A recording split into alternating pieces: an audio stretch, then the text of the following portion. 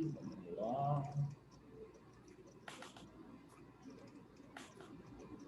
Então, vamos lá. Continuando aqui. Feita a cotação e analisado o mapa, é hora de fazer o pedido. Esse pedido, ele vai funcionar como um contrato. Espera aí, Marcelo, mas o contrato não é quando eu tenho exclusividade? Então, vamos entender aqui uma diferença, gente. Toda compra, ela é um processo de contrato.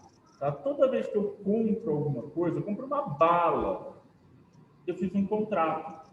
Só que nós temos os contratos tácitos e nós temos os contratos explícitos. Contrato explícito é aquele que tem um documento de papel assinado entre as partes. É o contrato de exclusividade. Aqui, esse contrato que a gente faz quando a compra é por qualquer fornecedor, ele é um contrato tácito, não tem um documento de contrato específico, tá? Só que ele é importante entender que isso é um contrato, por quê? Porque ele vincula quem está comprando e vendendo às condições que foram combinadas. Então, se eu combinei com o Anderson que o preço ia ser R$10 por unidade, né? Ele fez a cotação comigo, eu falei, R$10 a unidade. Se eu enviei para ele a R$11, ele é obrigado a aceitar?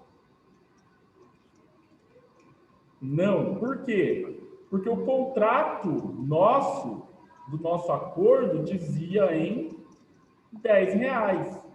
Então, esse acordo, por isso que ele é por escrito, por isso que toda essa documentação do processo de compras, ele é feita por escrito, não é de boca, né? Porque eu preciso disso para provar, né? Eu preciso disso documentado para ter como apresentar para o público, né? Eventualmente, numa necessidade, seja o público alguém dentro da empresa, seja até um jurídico, eu preciso ter esses documentos, tá? Por isso que eu falo, gente, é óbvio que a gente tem que abraçar as tecnologias novas. Ninguém espera, por exemplo, que a Lívia, quando ela vai conversar com uma amiga, com um amigo, que ela vai escrever um e-mail para a pessoa, mandar um e-mail, né? Não, gente, você vai mandar uma mensagem no WhatsApp, no Telegram, qual você estiver usando, né?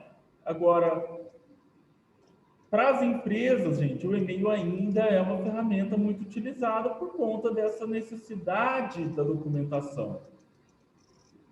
Além disso, né, você tem que fazer um follow-up das compras, né? Fazer o quê? Manter a política de acompanhamento de compras e verificar se foi cumprido aquilo que você acordou, né?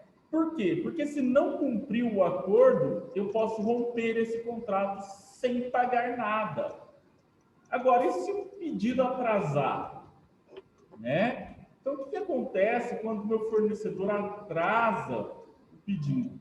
A primeira coisa que a gente precisa saber, gente, é fazer um contato telefônico pedindo informações para saber se esse atraso é decorrente de responsabilidade do fornecedor ou esse atraso vem de um imprevisto que não estava, né, dentro das possibilidades de ser impedido. Por exemplo, estourou uma greve de caminhoneiro. É culpa do seu fornecedor? Não é, né? A não ser que ele seja um cara extremamente poderoso. Mas eu duvido muito que seja ele o responsável pela greve de caminhoneiros. Então, por isso que primeiro é um contato telefônico. Se é responsabilidade dele, você vai trabalhar, vai emitir 2 avisos, tá? O primeiro, que é um aviso de advertência, e o segundo é um aviso de suspensão, ou seja, a partir daquele momento, ele não está mais, você não está mais obrigado pelas coisas do contrato. E de qualquer maneira, mesmo que você tenha emitido só o de advertência, Se você provar que houve prejuízo para a sua empresa, o fornecedor é obrigado a te ressarcir, mesmo que seja judicialmente, né? Ninguém está falando que vai ser fácil. Ele vai chegar no fornecedor e falar assim, ó, você atrasou e eu tomei um prejuízo aqui. Ele vai falar, tá bom, vou te pagar. Não vai, não é assim tão simples. Vai demandar, né, um pouco de esforço, mas é direito seu, porque você teve prejuízo por uma falha do fornecedor. Lembrando, se esse atraso foi por culpa do fornecedor. Se o atraso se deu por uma impossibilidade, por um imprevisto, aí, gente, o fornecedor também não tem bola de cristal para impedir as coisas de acontecerem. Tranquilo, gente? Alguma pergunta? Por enquanto, não. Por enquanto, não.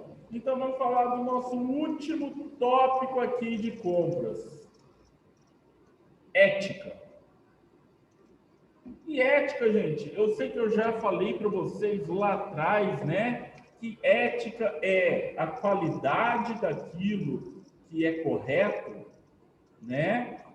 E os romanos, eles pegaram esse conceito de ética e traduziram para a língua deles e chamaram de moral. Então, moral e ética é exatamente a mesma coisa, etimologicamente falando, né? A gente precisa entender que o profissional de compras, ele está atrelado a algumas responsabilidades, a gente até já comentou uma historinha, né, anteriormente.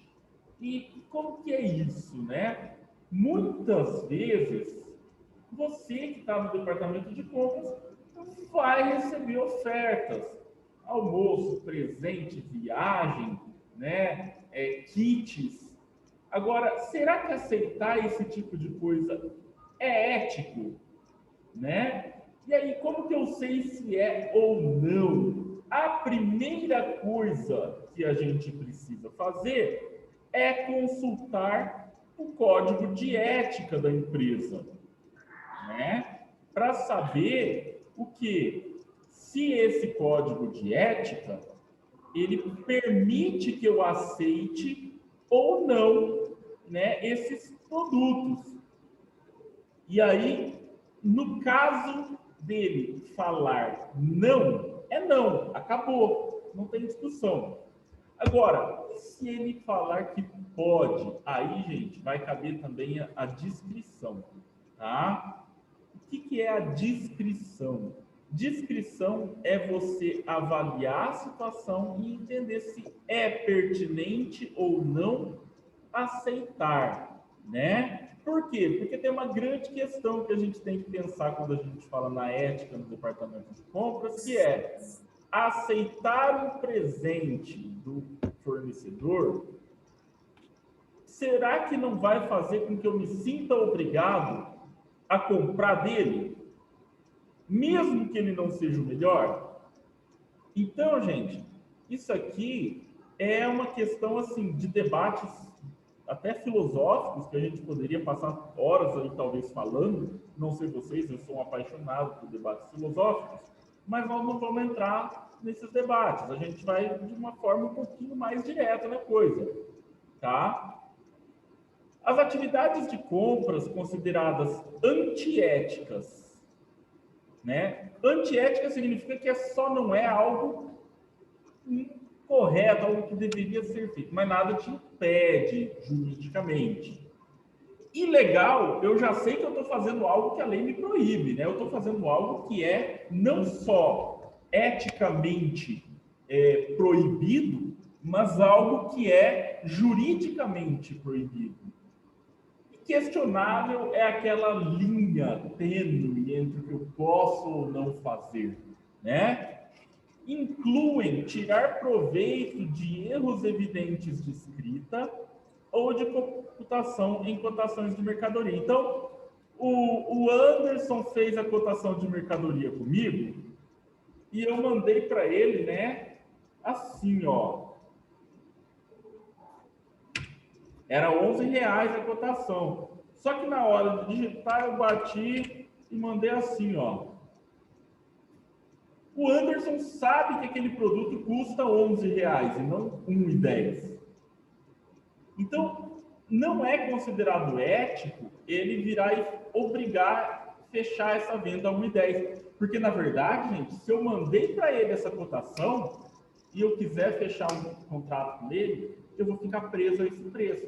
Então, assim, vai depender muito da ética do comprador, né?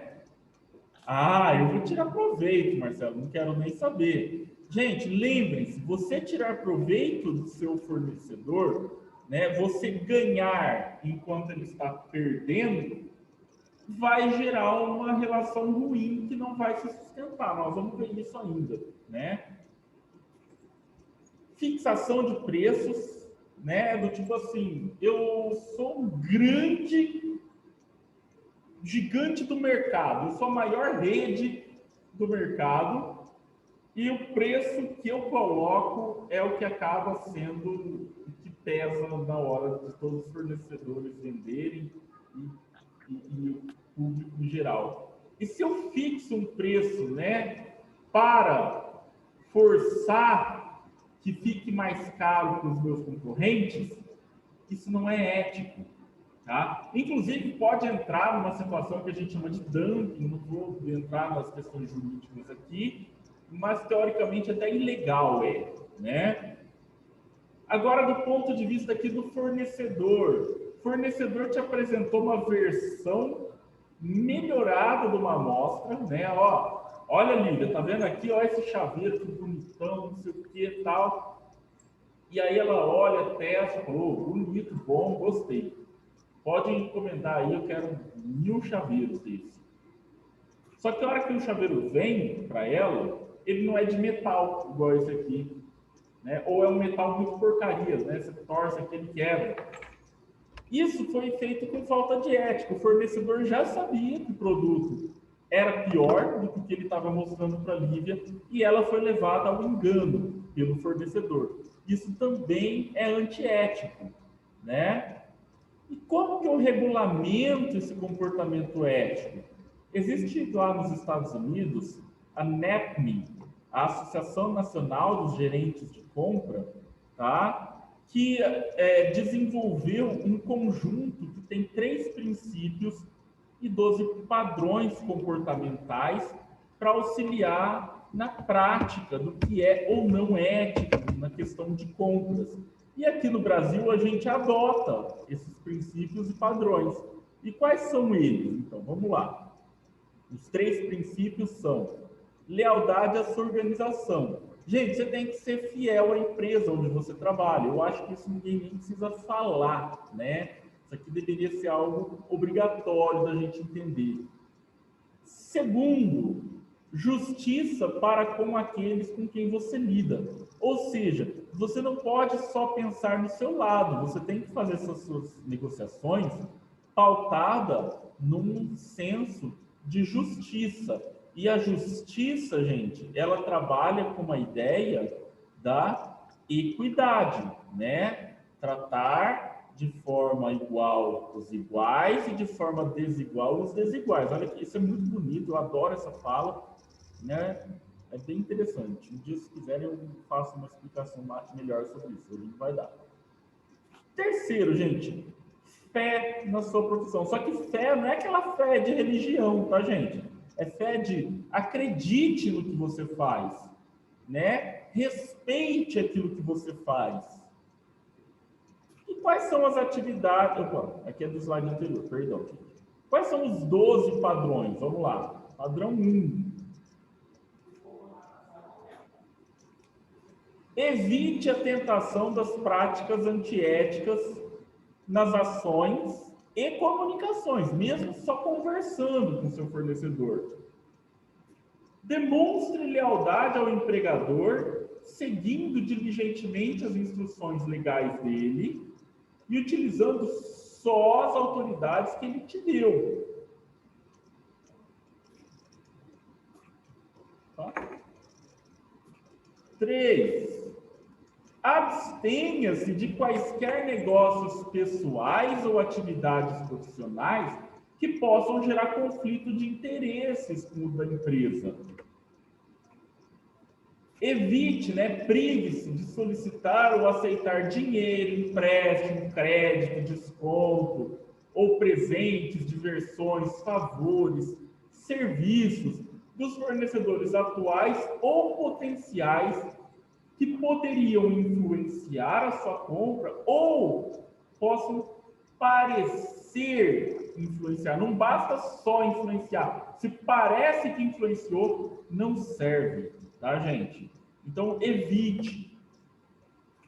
Manipule, cuide das informações dos seus empregadores, dos seus fornecedores, com o devido cuidado e consideração apropriada e respeito sobre as ramificações éticas e legais, né, gente? Você pode ser processado, de repente. Promova relações positivas com o fornecedor através de cortesia e imparcialidade em todas as fases do ciclo de compra. Educação, gente. Educação é a palavra de ordem. Abstenha-se de acordos recíprocos que restringam a competição. Eu vou comprar aí da Lívia se ela topar prejudicar o meu concorrente, o Anderson. Evita fazer esse tipo de acordo. Conheça a lei, tá? A letra significa lei, e obedeça a ela e os espíritos que regem as leis e as funções de compra. E permaneça alerta sempre sobre as ramificações legais da decisão que você tomar. Encoraje os segmentos da sociedade para que participem do processo de compra, demonstrando apoio às pequenas empresas e em desvantagem comercial, ou até aquelas que pertencem a minorias étnicas. Desencoraje o envolvimento do departamento de compras em programa de compras pessoais patrocinados pelos empregados, que não estejam relacionados com o negócio feito ali pela empresa. Aumente a proficiência e a estatura da profissão de compras, adquirindo e mantendo um conhecimento técnico atualizado. Lembra que eu falei que precisa sempre estudar no departamento de compras? Realize as compras internacionais de acordo com as leis e costumes e práticas dos países estrangeiros que sejam coerentes com a nossa, né? Então, essas são as 12.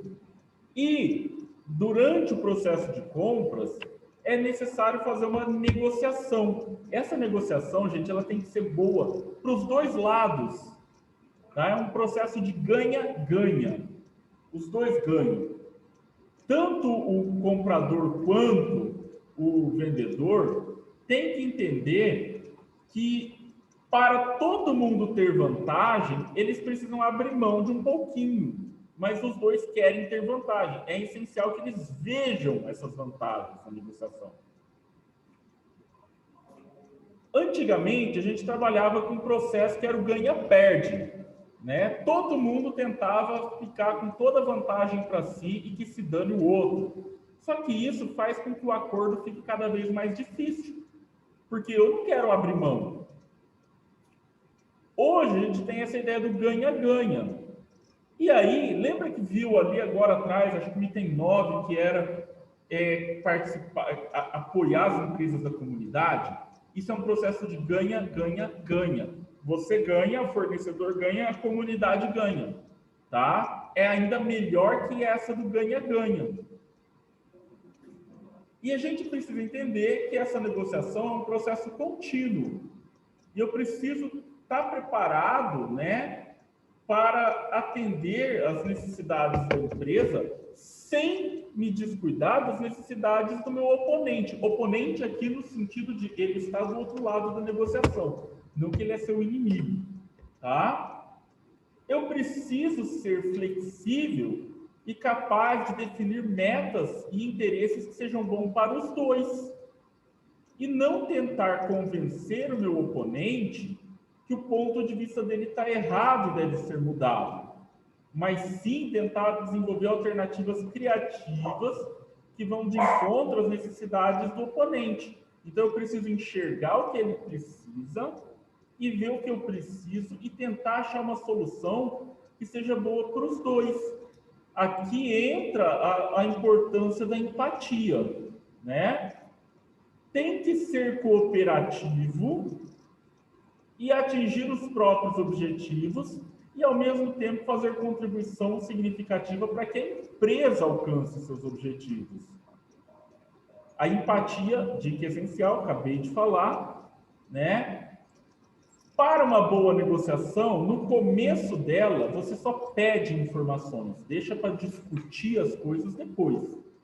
E tente sempre usar técnicas de questionamento que permitam respostas abertas, né? Para quê? Para haver um diálogo e não resposta fechada, sim, não, né? Isso não leva a nada.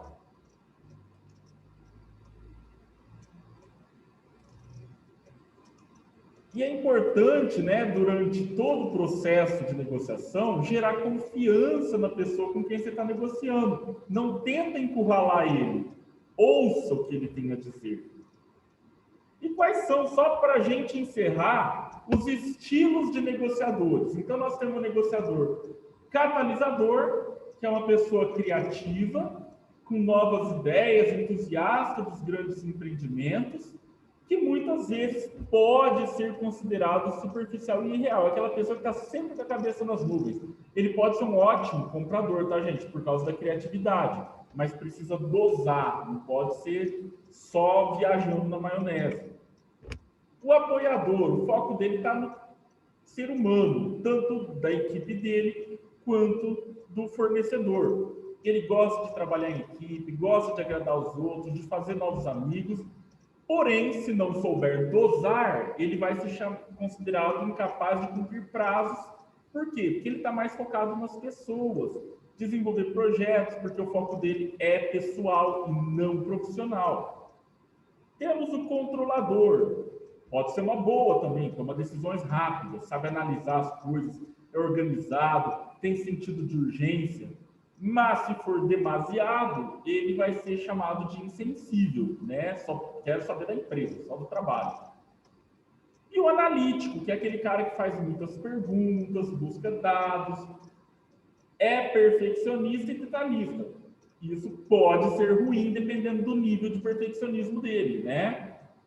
O bom negociador, na verdade, o que ele tem que ter, gente? Ele tem que ter características de liderança, visão estratégica, alto senso de responsabilidade e ética.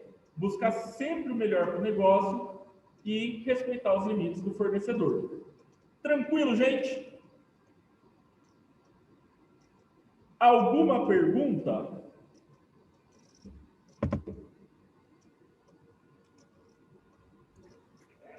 Tranquilo, deu para entender. Então, gente, da minha parte, encerramos hoje o conteúdo do Caderno Controles.